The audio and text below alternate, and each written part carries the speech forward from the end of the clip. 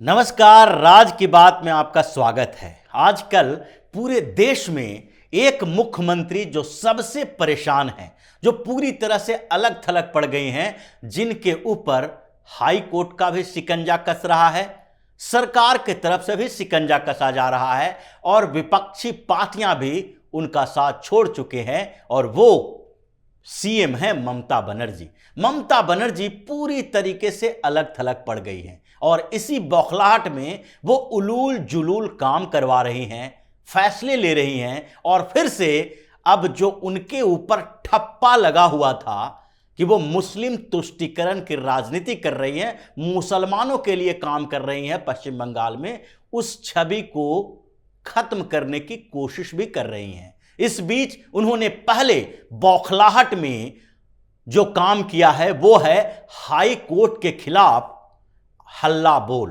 क्योंकि जिस तरीके से कलकत्ता हाई कोर्ट के एक जज के खिलाफ वकीलों के माध्यम से प्रदर्शन करवाया गया और जब पता चला कि ये बार काउंसिल के मेंबर जो वकील हैं, वो जिन जज साहब के खिलाफ प्रदर्शन कर रहे हैं, उनका कारण क्या है और ये किससे जुड़े हुए हैं, तो सारा मामला साफ हो गया। क्योंकि ये सारा का सारा किया धरा ममता बनर्जी का था। ममता बनर्जी के पार्टी के कुछ वकीलों ने प्रदर्शन किया हाई कोर्ट में। हाई कोर्ट में ये मांग की चीफ जस्टिस से कि यहां पर जो जस्टिस राजशेखर मंथा हैं उनको हटाया जाए, क्योंकि वो सही तरीके से काम नहीं कर रहे हैं। वो एक विचारधारा के स्तर पर एक पार्टी के खिलाफ, या फिर उनका मोटिवेशन अलग है, वो गलत तरीके से फैसले दे रहे हैं, किसी पार्टी को फंसा रहे हैं। लेकिन ये हिडन तरीके से ये मांग थी। मेन जो मांग थी इनकी ये थी कि ये इलीगल तरीके से काम कर रहे हैं, इनसे वकील खुश नहीं हैं, इसलिए इनकी जिम्मेदारियों से इनको मुक्त किया जाए और इनका ट्रांसफर करवाया जाए। जस्टिस राजशेखर के खिलाफ प्रदर्शन किया गया। उनके बेंच में जब सुनवाई का टाइम आया तो वकीलों ने इतना हंगामा कर दिया कि पिटिशनर अंदर जा ही नहीं पाए। एक दिन तक मामला चला, लेकिन दूसरे दिन जब सारा का सारा एजेंडा पता चल गया तो बार काउंसिल के अध्यक्ष को बुलाया गया। और जब उन्होंने बता दिया कि ये कुछ वकील हैं जो हंगामा कर रहे हैं और उनका किसी न किसी तरह से हिडन एजेंडा है और किसी पॉलिटिकल पार्टी से जुड़े हुए लोग ये हैं जो पॉलिटिकल एजेंडे पर काम कर रहे हैं, इसलिए पूरे बार काउंसिल के ऊपर आप कार्रवाई न करें मिलॉर्ड। और जब ये बात पता चला तो उन्होंने नोटिस जारी किया कि जिन जिन वकीलों ने हंगामा खड़ा किया है वो उनके खिलाफ अवमानना का केस दर्ज होगा। और बार काउंसिल के अध्यक्ष ने जस्टिस राजशेखर को लिखित तौर पर दिया कि अब ऐसा नहीं होगा और जिन लोगों ने हंगामा किया है, प्रदर्शन किया है, उनके खिलाफ कार्रवाई में बार काउंसिल आपकी मदद करेगी। यह हंगामा क्यों हुआ? क्योंकि जस्टिस राजशेखर मंथा ऐसे जज हैं जिनके कारण ममता बनर्जी को जो मुश्किलों का सामना करना पड़ रहा है, वही आधार है कि उनके खिलाफ प्रदर्शन किया गया। पिछले 6 महीनों में उन्होंने कुछ ऐसे फैसले दिए हैं जो ममता बनर्जी की सरकार के खिलाफ है। पहला फैसला उनका जो आया था वो अभिषेक बनर्जी, उनकी भाभी और मनी लॉन्ड्रिंग के केस में ममता बनर्जी के परिवार के खिलाफ था। मनी लॉन्ड्रिंग के केस में ममता बनर्जी के परिवार पर आरोप लगे थे और उनमें अभिषेक बनर्जी की भाभी मेनका गंभीर के ऊपर भी आरोप लगे थे। उनके ऊपर मनी लॉन्ड्रिंग का जो केस चल रहा था उसमें हाई कोर्ट से पहले संरक्षण मिला हुआ था कि हाई कोर्ट के आदेश के बिना इनके ऊपर कार्रवाई नहीं होगी, इन्हें पूछताछ के लिए नहीं बुलाया जाएगा या इन्हें गिरफ्तार नहीं किया जाएगा। लेकिन जब ईडी ने इसके बारे में हाई कोर्ट में फिर से अपील दायर की कि हम बार बार हाई कोर्ट के पास नहीं आ सकते, इनको अगर पूछताछ के लिए बुलाना होगा तो इनसे संरक्षण खत्म करना चाहिए। और यही जस्टिस राजशेखर ने उस मामले की सुनवाई की थी और फिर वो संरक्षण हटा लिया था हाई कोर्ट का कि ईडी का काम है, जब उनको लगता है कि पूछताछ के लिए बुलाना है, छापा मारना है या हो सकता है कि गिरफ्तार करना हो, तो उसके लिए बार बार कोर्ट आने की जरूरत नहीं है। उन्हें हिरासत में लेने के लिए ईडी के पास अगर सबूत होंगे तो वो काफी हैं। ये पहला बड़ा मामला था जिसके कारण जस्टिस राजशेखर के खिलाफ टीएमसी में ऐसा लगने लगा कि वो उनके खिलाफ मुकदमों की पैरवी कर रहे हैं, उनके खिलाफ मुकदमों के फैसले सुना रहे हैं, जबकि मनी लॉन्ड्रिंग, सीबीआई इंक्वायरी, ऐसे कई मामले हैं जो हाई कोर्ट में चल चुके हैं। उसके बाद एक और बड़ा मामला आया जिसमें ममता बनर्जी की सरकार को झटका लगा था, जब शुवेंदु अधिकारी ने हाई कोर्ट का दरवाजा खटखटाया। उस समय जस्टिस राजशेखर के बेंच में ही यह मामले की सुनवाई हो रही थी। उन्होंने कहा हाई कोर्ट से कि जिस समय से वो टीएमसी छोड़कर भारतीय जनता पार्टी ज्वाइन किए हैं, उसके बाद से सरकार उनके खिलाफ बदले की भावना से कार्रवाई कर रही है। जब वो सरकार के करप्शन की बात करते हैं, अलग अलग जगहों पे रैलियों का आयोजन कर रहे हैं, तो हर जगह पुलिस उनके खिलाफ एफआईआर दर्ज कर देती है। करीब करीब 26 एफआईआर इस बीच हो चुका है उनके ऊपर, और उनके वकील ने कहा कि अगर इस तरीके से लोकतंत्र चलता रहेगा तो विधानसभा में जो विपक्ष के नेता हैं उनके साथ ऐसा किया जा सकता है, तो दूसरे विधायक सांसद किस तरीके से यहां लोकतंत्र की रक्षा कर पाएंगे। इसलिए जस्टिस राजशेखर ने एक फैसला सुनाया। उसमें कहा गया कि शुवेंदु अधिकारी को पश्चिम बंगाल की पुलिस तत्काल सुरक्षा मुहैया कराए, और उसके साथ अगर कोई भी मामला इनके खिलाफ दर्ज करना है, कोई एफआईआर दर्ज करना है, अभी और अभी के बाद जो भी एफआईआर दर्ज करना है, उसके लिए सबसे पहले हाई कोर्ट की अनुमति लेनी पड़ेगी। ये दो ऐसे मामले रहे जिससे ममता बनर्जी पूरी तरह से बौखला गई। उनको लगने लगा कि हाई कोर्ट के कुछ जज ऐसे हैं जो उनके खिलाफ फैसला देते हैं, जबकि सामान्य स्थिति में देखा जाए तो हाई कोर्ट के जज उनके खिलाफ नहीं बल्कि सही फैसला दे रहे थे। और इसलिए जस्टिस राजशेखर के खिलाफ प्लानिंग की गई, वकीलों को खड़ा किया गया, और बार काउंसिल के अंदर जो टीएमसी के नेता वकील के तौर पर काम करते हैं, उन्होंने एक आंदोलन प्रदर्शन के लिए प्लानिंग की और जस्टिस राजशेखर के खिलाफ चीफ जस्टिस को एक आवेदन दिया। और फिर जब उस पर कोई सुनवाई नहीं हुई तो इन लोगों ने न्यायपालिका को काम को रोकने की कोशिश की। यह पहली बार नहीं है जब हाई कोर्ट के खिलाफ इन लोगों ने हल्ला बोला है।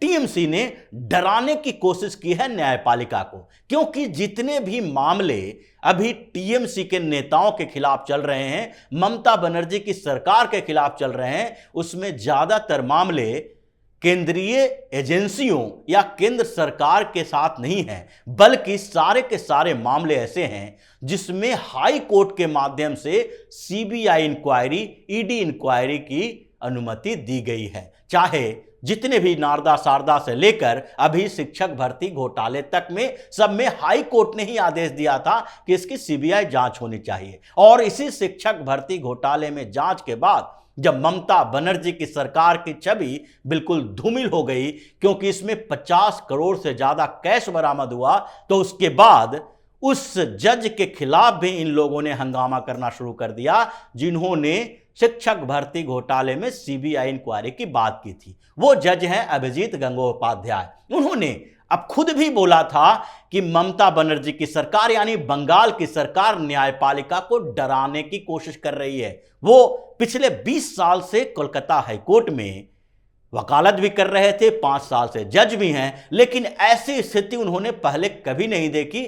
कम्युनिस्ट की सरकार थी तब भी नहीं देखी गई जिस तरीके से यहां न्यायपालिका को, हाई कोर्ट को डराने की कोशिश की जा रही है। क्योंकि उनके खिलाफ भी अप्रैल में प्रदर्शन हुआ था जब उन्होंने शिक्षक भर्ती घोटाले में सीबीआई इंक्वायरी के आदेश दिए थे और छापेमारी में करोड़ों कैश बरामद हुए थे। जब पूरे हिंदुस्तान में इसकी चर्चा हो रही थी, उस समय अभिषेक बनर्जी ने भी उनके खिलाफ बात कही थी कि कुछ जज हैं जो टीएमसी के खिलाफ काम कर रहे हैं, वो पॉलिटिकली मोटिवेटेड है, पॉलिटिकल पार्टियों के इशारे पर काम कर रहे हैं। उसके खिलाफ आवेदन भी दिया गया था, अपील भी की गई थी, और जस्टिस गंगोपाध्याय ने खुद कहा था कि अगर ये मामले की सुनवाई नहीं होती तो सुओ मोटो एक्शन लेते अभिषेक बनर्जी के खिलाफ। और इसके बाद जो न्यायपालिका में चल रहा है उसमें जो टीएमसी और ममता बनर्जी डराने की कोशिश जजों को कर रहे हैं उसके खिलाफ अब कार्रवाई शुरू हो गई है। इनको नोटिस भेजा जा रहा है और यह कहा जा रहा है कि अगर सरकार ने इन लोगों को कंट्रोल नहीं किया तो हाई कोर्ट ऐसा आदेश देगी जिससे ममता बनर्जी की कुर्सी हिल जाएगी। क्योंकि अभी तक गवर्नर ही अपनी रिपोर्ट में बता रहे थे कि पश्चिम बंगाल में जो संवैधानिक स्थिति के साथ खिलवाड़ किया जा रहा है उसमें राष्ट्रपति शासन लागू किया जाना चाहिए।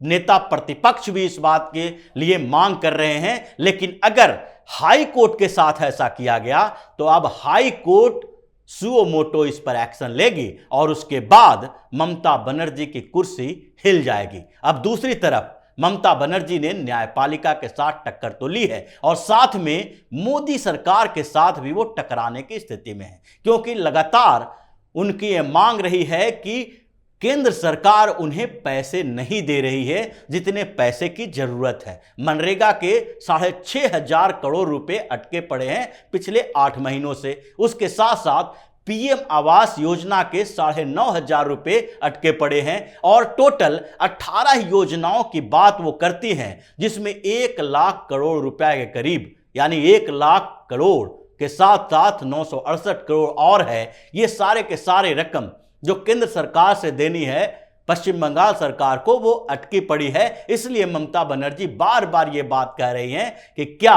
उन्हें पीएम मोदी के पैर छूने पड़ेंगे उन पैसों के लिए, और छूने पड़ेंगे तो वो करने के लिए तैयार तो हैं, लेकिन पीएम मोदी उस पर अडिग हैं कि जब तक वहां से करप्शन खत्म नहीं होगा तब तक पैसे टीएमसी के कार्यकर्ताओं गुंडों में बांटने के लिए नहीं दिया जाएगा। इसलिए पीएम आवास योजना के तहत बड़े बदलाव किए गए हैं और केंद्रीय टीम वहां जाके घर घर जांच कर रही है कि कितने आवास जो आवंटित किए गए हैं वो सही हैं, कितने टीएमसी के लोगों को ही दे दिए गए हैं जिनके पहले से घर बने हुए थे। और इस बात को लेकर भी ममता बनर्जी चिढ़ी हुई है और बार बार ये कह रही है कि स्टेट में केंद्रीय टीम की क्या जरूरत है, लेकिन वहां है, क्योंकि 50 लाख आवेदन लंबित पड़े हैं और अब तक 48,000 से ज्यादा ऐसे कंप्लेन मिल चुके हैं जो टीएमसी के नेताओं के घर बनवाए गए और 1,80,000 रुपए निकाले गए पीएम आवास योजना के तहत। ये सारी रिपोर्ट अब